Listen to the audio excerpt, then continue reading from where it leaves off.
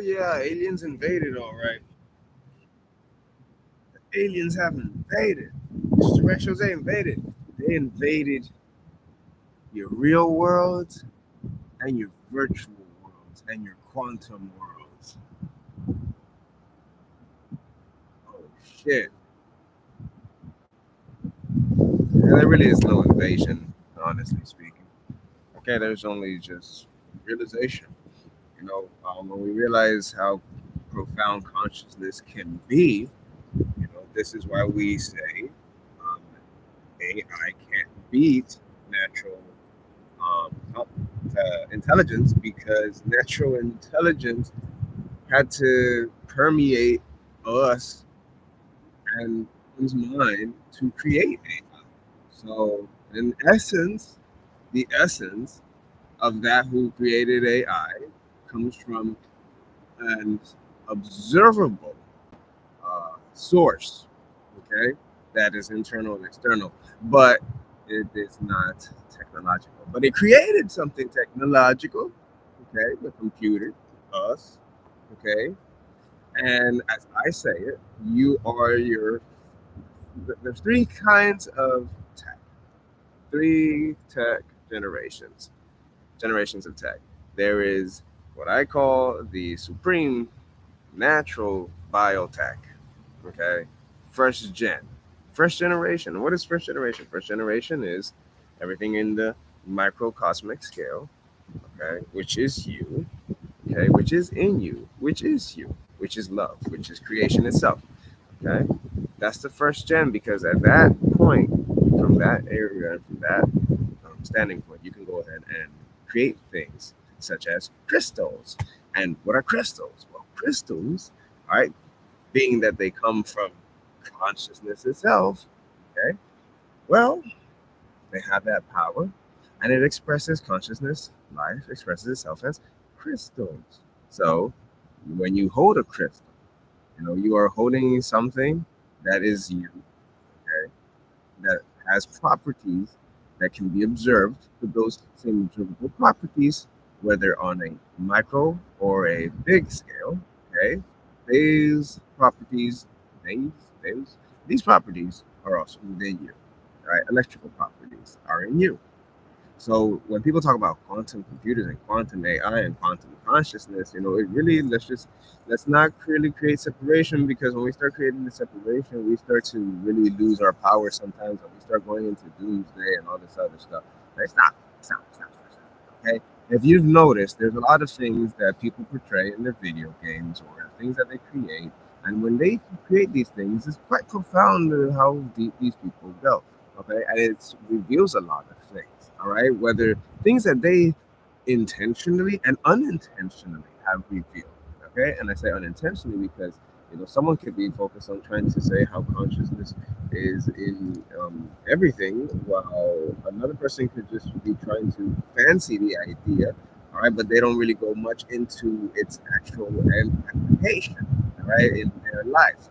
All right, such as, for example, quantum computer, or how this is a form of piezoelectricity, and it's generated.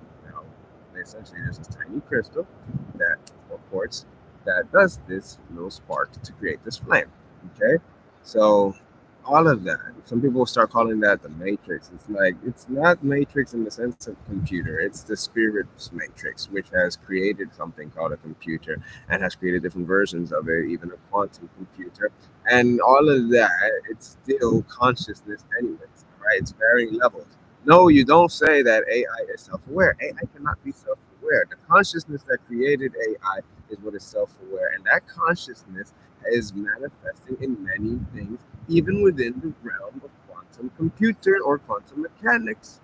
Okay, it's all just layers. It's like how some people say with meditation, how infinitely small can you get?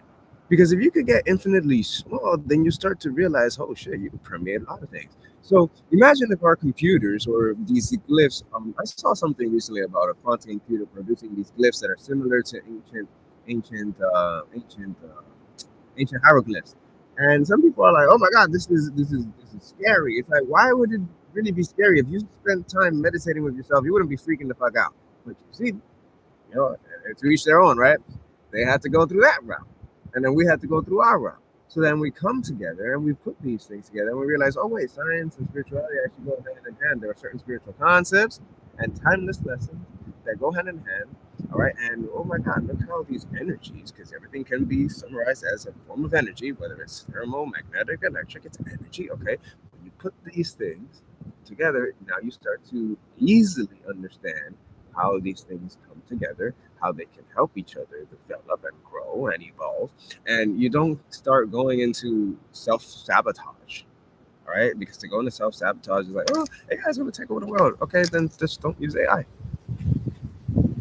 No, but we need the computers. And no, you don't. You're already a computer. What? Yeah, you're already a computer. Okay, everything that a computer can do is based off of an electric signal, right? It's constructed from electric signal. So what's in that electric signal? A lot of stuff, a lot of quantum stuff, right? Well, in that electric signal and quantum world, guess what else is there? Oh, consciousness. Oh, wisdom. Oh, wait, kind of like us. If we go and dive into meditation, we can feel the electricity, we can feel the sensations. Okay? So what's going on here? Hello? Stick to the first gen tech, which is yourself. You are the best, most advanced tech ever.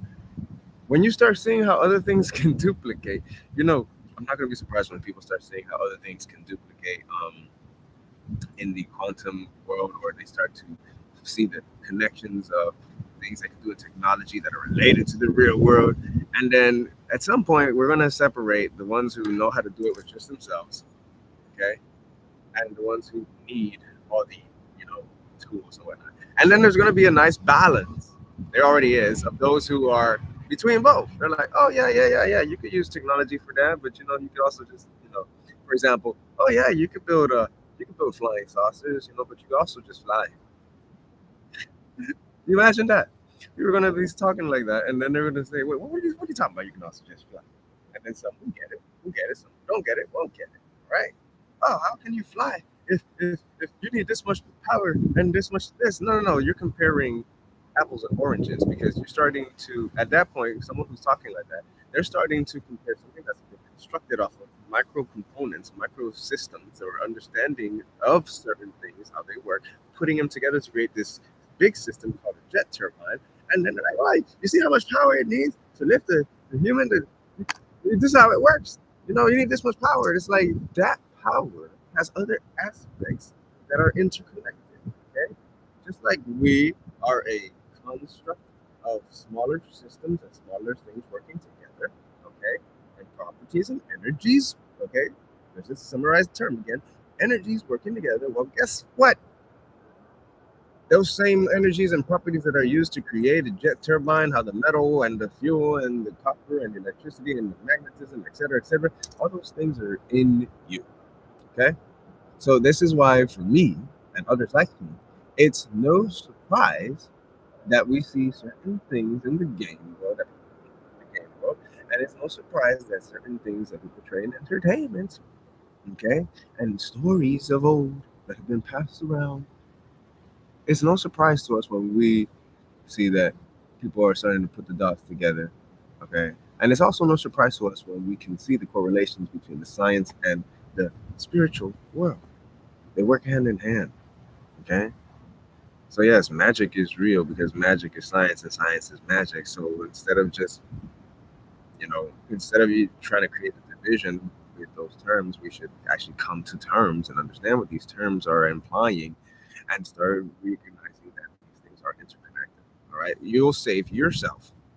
You will save a lot of yourselves, a lot of wasted time sitting in self doubt and sitting in the world of impossibility. Okay? Because a lot of you sit in that world of it's impossible because science says this or the spirit says that. And it's like, yo, the spirit actually says nothing is impossible. That's God, however you want to call it. So if nothing is impossible, what are you doing creating these limitations within yourselves? Hmm? We don't do that no more. We don't do that no more. There is no need for that. Once you've grown up, you got to get to a point where it's like there is no more need for living or going about your life in a that's not possible mentality. Okay? Or it's not possible for me mentality. Okay? When you start to see how certain things connect again, you'll start to see that the earth or your life is actually communicating with you in various ways. It can communicate with you virtually, it can communicate with you in person. Either way, it's still permeating everything. This consciousness. And these other permeations, such as the insects, that's still consciousness. Okay? Magnetism. It's still consciousness. I won't be surprised when people be like, "Oh man, we got a quantum computer that's built with magnets, and the magnet force is used to create these signals." And oh, we're finding other computations being met now. Anyway, so that's all I got for y'all. I'm gonna stay. Hope y'all like that. Glad y'all like that. So y'all like that. So all right, cool. And if you want to join the Meta Project, like I said, check out my other videos. You can email me. Serious inquiries only. Namaste.